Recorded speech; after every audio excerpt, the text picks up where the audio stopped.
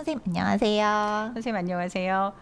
저희는 벌써 방학이 끝났는데 선생님은 어떻게 방학 잘 보내고 계세요? 네, 저희 아직 겨울 방학이기는 한데요. 저희도 다음 주에 개학이고 이제 22학년도 학교 교육과정 계획 작성하는 중인데 초안을 작성하려고 12월에 왔던 공문들을 쭉 훑어보다 보니까 초3, 6 창의공감 교육과정이라는 게 되게 눈에 띄더라고요. 혹시 그 계획 읽어보셨어요? 네, 저도 유심히 살펴보고 있었어요.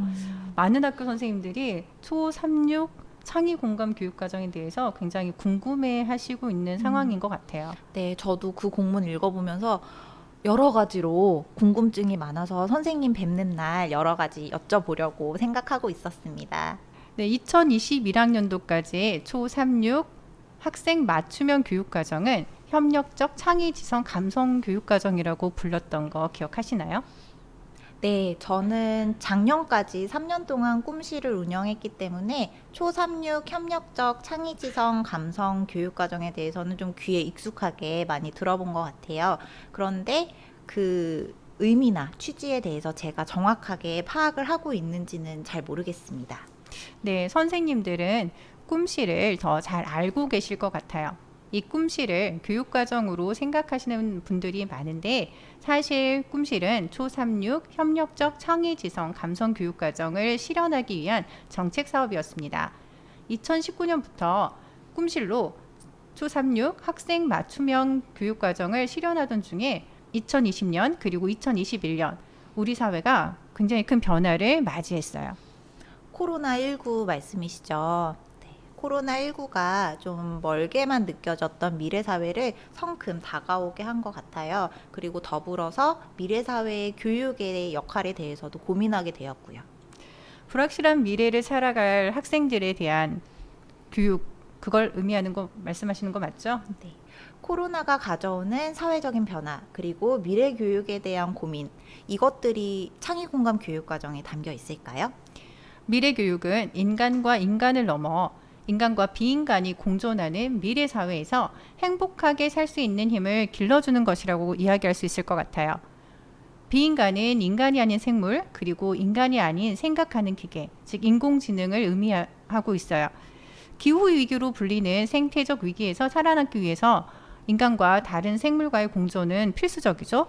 그리고 디지털로 전환된 사회에서 인공지능과의 공존의 문제도 굉장히 중요해졌어요. 그럼 공존이라는 가치가 더 담겨 있는 교육 과정이 초3, 6 창의공감 교육 과정이라는 말씀이시네요. 그러면 선생님, 창의와 공감은 사전적인 의미를 그대로 이해해도 될까요? 창의는 새로운 것을 만들어내는 것인데 그 과정에서의 책임, 그리고 만든 결과에 대한 책임까지도 포함하고 있어요. 네. 인간이 하는 행동, 그리고 인간이 만들어내는 모든 것은 지구와 모두를 위한 책임이 동반되어야 된다는 것에 굉장히 공감을 합니다. 그렇다면 제가 말했던 공감은 어떤 의미를 가지고 있을까요? 초 3, 6 창의 공감 교육 과정에서 공감은 공존과 감성, 그리고 공감이라는 낱말의 의미를 모두 담고 있어요. 무엇을 위한 공감인가에 대한 답으로 공존이, 그리고 어떻게 더 잘 공감할 것인가를 풀어갈 수 있는 것이 감성이라고 생각해요. 그러면 선생님, 감성은 이전에 초3, 6 협력적 창의지성 감성 교육 과정에서 이야기했던 감성과 같은 것이라고 봐도 될까요? 네, 감성은 세상을 바라보는 시각과 삶을 대하는 태도를 결정하는데 중요한 역할을 해요. 그래서 풍부한 감성을 가진 사람은 세상을 유연하게 바라보고 공감 능력도 높아요. 그래서 학교에서의 감성 교육은 굉장히 중요하고 감성은 문화, 예술, 사회, 자연 등 여러 분야에 대한 감수성을 높이는 활동을 통해서 기를 수 있답니다. 그렇다고 해서 감성 교육의 영역이 문화, 예술, 자연, 사회 등으로 구분되는 것은 아니에요. 그러면 초3, 6 창의공감 교육과정에서는 감성을 영역의 구분으로 보는 것이 아니라 감성 자체가 갖는 가치를 강조하고 있다는 말씀이시네요. 네, 이제 그 교육과정의 이름이 갖는 의미는 조금 잘 이해가 된 것 같습니다. 근데 이해가 안 되는 가장 큰 궁금증, 왜 바뀌었을까요? 진짜 왜 바뀌었을까요? 사회는 계속해서 변하잖아요. 사회가 변하면 그 변화는 교육과 수업에 담겨야 한다고 생각해요. 사회의 변화를 수업에 담아내기 위해서는 교육과정에 사회의 변화를 담은 비전과 방향이 함께 제시되어야 될 것이고요. 그래서 초3, 6 창의공감 교육과정은 코로나19로 인한 사회의 변화를 담아내고 불확실한 미래 사회에서 함께 잘 살아갈 수 있는 역량을 기를 수 있도록 업그레이드된 초3, 6 학생 맞춤형 교육과정이라고 생각해요. 네. 예측하기 어려운 상황에 따라서 유연하게 학생들이 대응할 수 있는 그런 살아가는 능력을 길러주는 것이 교육의 역할이라고 생각을 합니다. 사회의 변화와 맞물려서 배움의 주체로서 학생이 중심에 서는 학생 중심 교육 과정이 강조되고 암과 삶, 함이 일치하는 학습 경험을 계속 제공해야 된다는 것은 알겠는데 교육 과정을 계획하고 실제로 운영하다 보면 그런 부분들이 좀 많이 간과가 되는 것 같아요. 이제 실제적인 이야기를 시작하시는 건가요? 네, 사회가 변하면 교육의 모습도 달라져야 된다고 했잖아요. 그럼 사회의 변화 관점에서 우리 교육계의 또 다른 화두는 뭐가 있을까요? 아무래도 학생 수의 급감이 아닐까요? 그렇죠. 학생은 언제나 한 명 한 명이 소중한 존재였지만 저출산으로 학생 한 명 한 명 모두가 소중한 존재라는 것을 피부로 와닿는 시대가 이제 된 것 같아요. 그래서 모든 학생의 잠재력을 최대한 발현시키고 전인적 인간으로 성장할 수 있도록 돕는 방향으로 교육의 패러다임도 변하고 있어요. 그래서 학생을 배움의 주체로 세우고 학생 한 명 한 명이 각각 의미 있는 성장을 이룰 수 있는 학생 중심, 학생 맞춤형 교육으로 교육의 방향이 바뀌게 된 것이죠. 그렇다면 학생이 배움의 주체로 서기 위해서 무엇을 어떻게 해야 될까요? 학생이 배움의 주체가 되기 위해서는 학생이 학습에 대한 흥미를 갖도록 하는 것이 가장 중요하다고 생각해요. 선생님이 가르쳐 주는 대로 학습하는 게 아니라 자기가 배움을 스스로 즐기는 그런 수업이 이루어질 수 있도록 도와주는 교육과정이 필요하고 그렇다면 이런 교육과정 누가 만들 수 있을까요? 아무래도 학생을 잘 아는 선생님 그리고 학생 자기 자신이 가장 잘 만들 수 있지 않을까요? 그렇죠. 학생을 가장 잘 아는 선생님께서 학생에게 학생이 배우고자 하는 배움의 욕구를 끌어낼 수 있도록 삶의 맥락 속에서 교육과정을 설계하고 학생이 주체적으로 삶의 문제를 해결할 수 있는 암, 삶, 할미 일치된 학습의 경험을 제공해야 해요. 그리고 이러한 학습 경험은 학생이 스스로 선택하고 주도적으로 참여하고 그리고 성찰하면서 성장하게 하고 학생을 배움의 주체로 세울 수 있게 되죠. 정리하면 학생이 배움의 주체로 서기 위해서는 그 교육의 과정 속에서 선택, 참여, 성찰을 강조할 수밖에 없겠네요.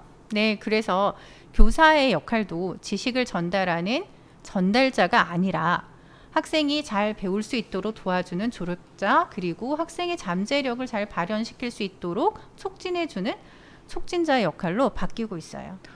선생님, 그런데 이렇게 말씀 나누는 중에 드는 생각이 제가 요즘 교육적인 고민이 좀 있어요. 사회적으로 만연한 혐오에 대한 이슈, 그리고 교실 현장에서 조금씩 보이는 아이들 사이의 혐오의 씨앗 같은 것들을 어떻게 하면 좀 해결해 줄 수 있을까, 그리고 아이들이 어떻게 느낄 수 있을까, 그런 부분들을 굉장히 많이 고민하고 있는데요.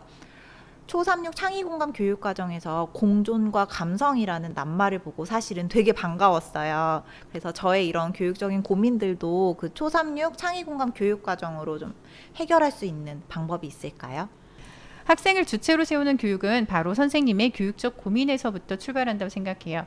초3, 6 창의공감 교육과정의 내용 영역에 주제중심 융합교육, 생태시민교육, 민주시민교육, 학교 예술교육, 독서교육 등이 제시된 거 보셨나요? 그 주제들에서 선생님의 고민을 해결할 수 있을 것 같아요. 예를 들면 혐오와 차별의 문제 해결 방법을 학생들이 찾아 실천하는 것을 프로젝트 주제로 학생들과 함께 정하고 혐오와 차별에 관한 책을 통해 문제를 해결해 보는 프로젝트형 독서교육을 운영하면 어떨까요? 아니면 온책 읽기하고 연계된 연극 활동, 이걸 통해서 혐오와 폭력에 관한 감수성을 높이는 프로젝트도 좋을 것 같아요. 네, 교실에서 찾을 수 있는 좀 작지만 그래도 학생들 사이에서는 심각한 혐오와 차별의 문제를 아이들끼리 스스로 해결해 보는 민주시민 교육을 온오프라인 교육과 연계해서 운영하는 것도 지금 상황에 굉장히 시의적절할 거라는 생각이 듭니다. 네, 선생님의 교육적 고민을 잘 이번에 창의공감 교육과정을 통해서 잘 해결하실 수 있을 것 같고요. 잘 아시겠지만 성취 기준을 중심으로 재구조화하셔서 네, 교육과정 재구성하시고 학생이 학습 목표에 도달할 수 있도록 과정 중심 평가도 계획해서 운영하시는 거 잊지 않으셨으면 좋겠어요. 네, 계획과 실행과 평가 잊지 않도록 하겠습니다. 이렇게 선생님과 이야기 나누다 보니까 창의공감 교육과정의 그런 가치를 좀 더 이해할 수 있게 되었고요. 앞으로 22학년도 교육과정에서 어떤 방향성을 가지고 나가야 할지 좀 명쾌한 답이 되는 시간이었던 것 같습니다.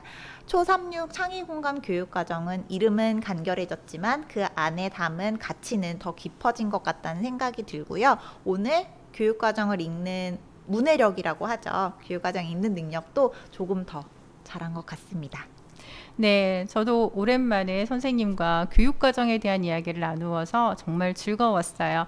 이 영상을 시청하고 계시는 선생님들도 주변 선생님들과 함께 교육과정에 대한 이야기를 나눠보시는 거를 네, 제안드려 봅니다. 교육과 교육과정에 대한 깊은 이해는 아이들과 더 행복하게 만나게 해주고 그러면서 교사인 우리의 삶도 더 행복해질 수 있을 것 같습니다. 네. 그럼 인사해 볼까요? 네. 선생님들 2022학년도도 화이팅!